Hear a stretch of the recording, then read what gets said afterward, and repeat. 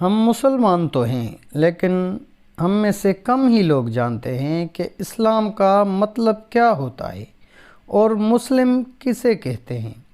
اسلام عربی کا لفظ ہے جس کا مطلب ہوتا ہے گردن جھکانا، اطاعت کرنا۔ اسے اللہ کی مرضی کے آگے خود سپردگی بھی کہہ سکتے ہیں۔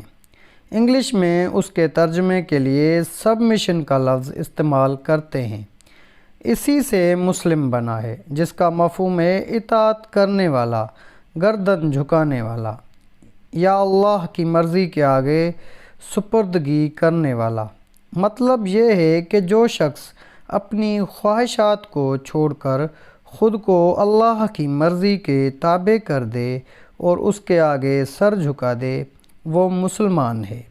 اس کا مفہوم توجہ طلب ہے۔ اگر ٹھیک سے غور نہیں کیا تو ایک بار غور کیجیے۔ اطاعت کرنے والا اور گردن جھکانے والا مظلوم تو ہو سکتا ہے مگر ظالم نہیں ہو سکتا، کیونکہ ظالم کی گردن ہمیشہ فخر و غرور سے تنی ہوتی ہے۔ اس کا سر جھکا ہوا نہیں ہوتا بلکہ اٹھا ہوا ہوتا ہے۔ مسلم وہ ہوتا ہے جس نے اللہ کی غلامی کا پٹا اپنی گردن میں ڈال لیا ہو اور خود کو اس کے احکام کا تابع بنا چکا ہو۔ ایسے میں کیسے ممکن ہے کہ اس سے کسی کی جان لینے کا کام سرزد ہو؟ جان دینا اور جان لینا تو اللہ کا کام ہے۔ جبار اور قہار اللہ کے صفاتی نام ہیں اور ان صفات کا حامل اللہ کے علاوہ کوئی اور نہیں ہو سکتا۔ یہ صفات اللہ کے لیے مخصوص ہیں۔ مسلمان ظالم کیسے ہو سکتا ہے؟ مسلمان قاتل کیسے ہو سکتا ہے؟ مسلمان خونی کیسے ہو سکتا ہے؟